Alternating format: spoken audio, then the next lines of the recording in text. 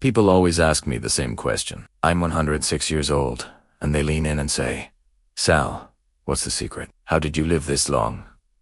How are you still smiling?" They think I'm going to say olive oil, or red wine, or walking every morning. You do all of that, sure. But that's not the secret.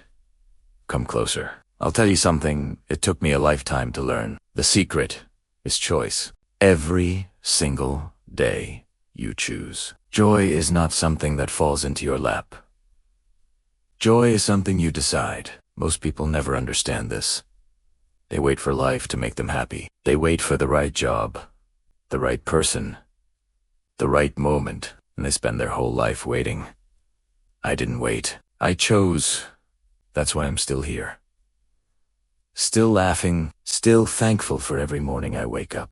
Now, don't think my life was easy. It wasn't. My mother died when I was 5 years old. Tuberculosis. I remember her coughing blood into a cloth. That memory never leaves you. My father brought me to America in 1928. $40. No English. I was 8 years old, sleeping on the floor with 6 other people in Brooklyn.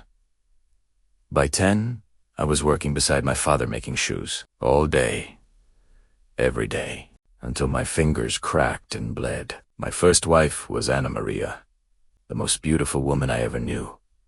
Dark hair, green eyes, a voice that could calm any storm. We had 9 years together, just 9. One afternoon in 1951, she went up to the roof to hang laundry. A brain aneurysm. She was gone before she hit the ground. She was 28. I was 31.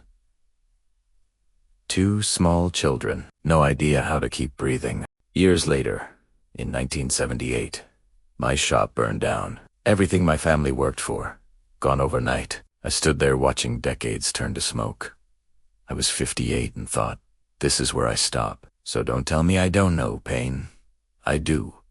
But here's what I learned. Hard times don't have to make you bitter. Write that down. Hard times don't have to make you bitter. You choose what they turn you into. After Anna Maria died, I was angry. Angry at life. Angry at God. Angry at everything. For 6 months, I was unbearable. I shouted at customers, at family. I barely slept or ate. My children were afraid of me. One night, my daughter Lucia came to me crying. She was 5. She asked, "Papa, why are you always mad? Did I do something wrong?" That broke me. She lost her mother, and she thought my anger was her fault. That night, I made a choice. I said, "Sal, you can be angry, or you can be a father. You cannot be both." Anna Maria didn't marry an angry man. She married someone who made her laugh, so I became that man again. For my children. For her, I was still sad. Every day. 4 years. But sadness wasn't the only thing my kids saw.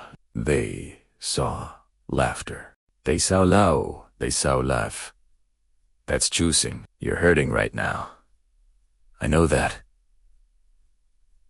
You lost someone, or something. Life knocked you down. I won't tell you it doesn't hurt. It does. Feel it. But then choose what comes next. No one can do that for you. Now, let me tell you about Gloria. It was 1990. I was 70 years old. I hadn't been with a woman in almost 40 years. I went to a church dinner for one reason. Lasagna across the room. I saw a woman laughing. Her whole face lit up, and I thought, that's the most beautiful thing I've seen in decades. Her name was Gloria Washington. She was black. She was 62. A retired nurse. When I walked over, people stared. An old Italian man and a black woman in Brooklyn. Even my son stopped speaking to me for 2 years. He said I was disrespecting his mother. He said people were talking.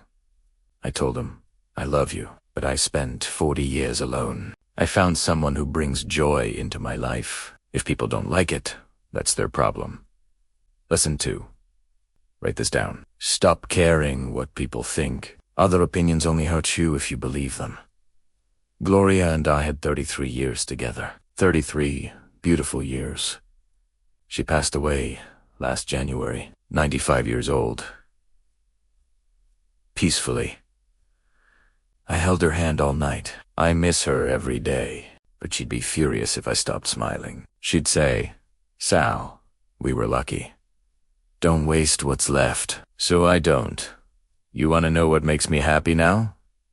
Morning coffee, sunlight through the window, my great-granddaughter calling me, fresh bread, old music, a warm bed, a stranger's smile.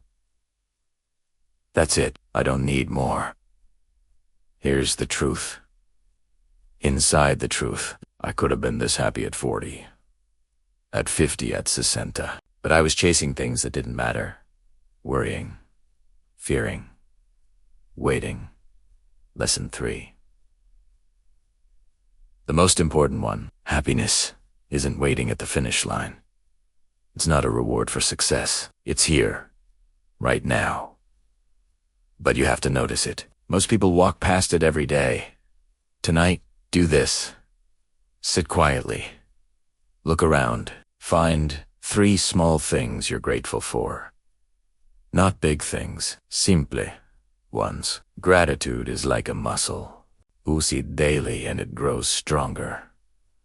I'm 106 years old. I lost my mother as a child. I lost my wife young. I lost my work. I lost love again.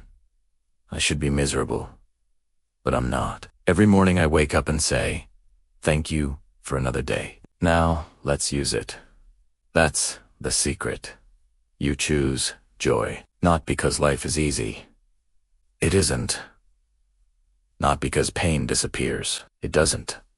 You choose joy because misery wastes time, and time is the one thing you never get back. Life is not perfect, but it is beautiful. And you only get one, so stop waiting. Stop postponing happiness. Choose joy today.